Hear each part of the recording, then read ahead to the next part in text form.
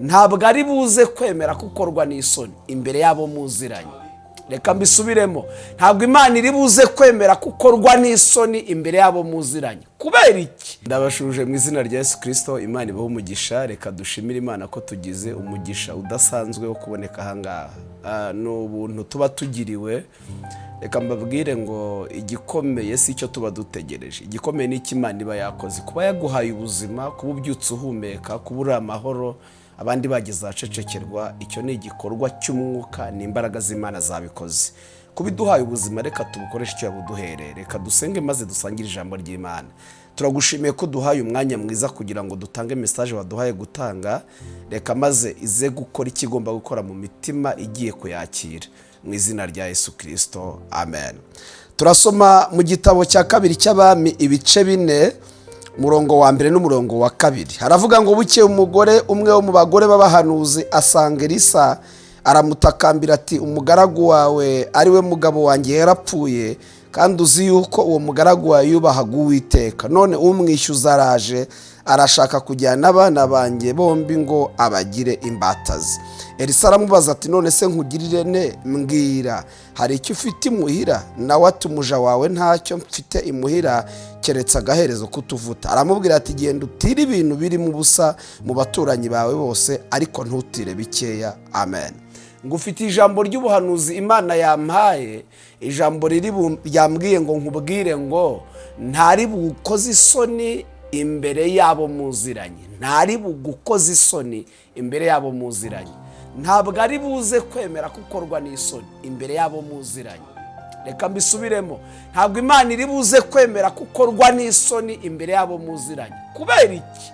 Burya iyo abantu bakuzi, hari ubuhamya bwe bazi, hari amateka yawe baba bazi.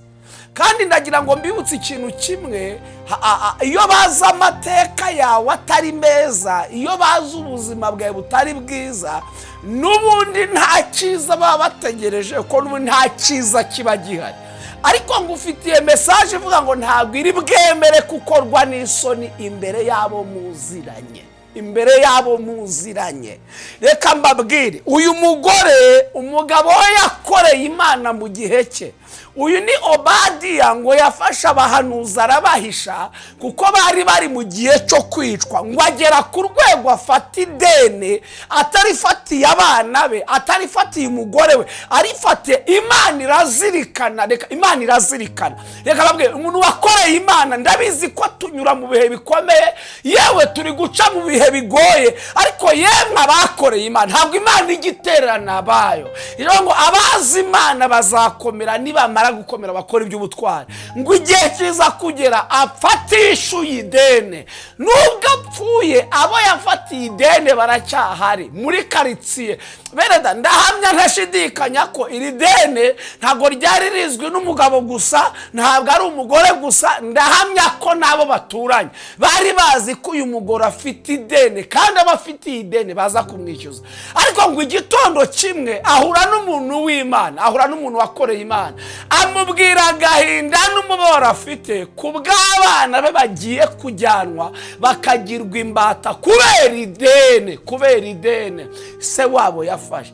Ariko umuntu w'Imana, haleluya, ngo aramubwira ngo none se nkugirire nde? Ndagira ngo muri iri jambo uze kwatura n'icyo ushaka ko Imana igukorera. Urifuza n'umwenda ushaka kwikwishurira, niki shaka gukora, niki shaka, niki wowe ushaka kwigukorera. Kuko yabajije umugore ngo none urashaka ko, yari amaze kumubwira ikibazo. Ngo none hirya y'ikibazo ufite nkugirire nte? Ngo aramubwira ati, rero ngewe hari icyo mfite utuvuta dukeya. Undi amubwira ibyo agomba gukora. Amaze gukora ibyo agomba gukora, iyo usomye hepfo ngo Imana ikora igitangaza. Imaze kugikora, amavuta araboneka, yuzura bya bintu yatiriye. Ndashimira Imana ko ibyagaragaraga nk'ibikigiye kubitubura. Ibyagaragara nkaho nta gaciro, Imana igiye kubesha agaciro. Nagutumweho ngo nkubwire ngo ntabwo Imana iri bugukoze isoni imbere yabo muziranye. hari aho utuye, hari aho ukorera, hari aho usengera, bari biteze ko ugiye gukorwa n'isoni.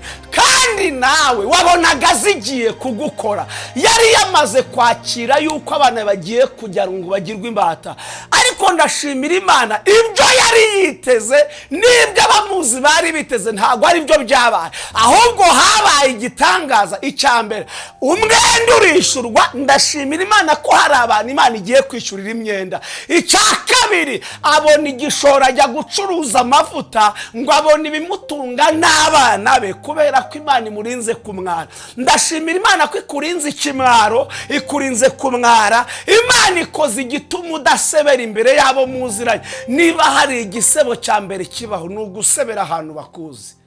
Buryo ushobora kugera ugasebera mu mahanga batakuzi bakumva, ariko gusebera ahantu bakuzi, gusebera ahantu utuye.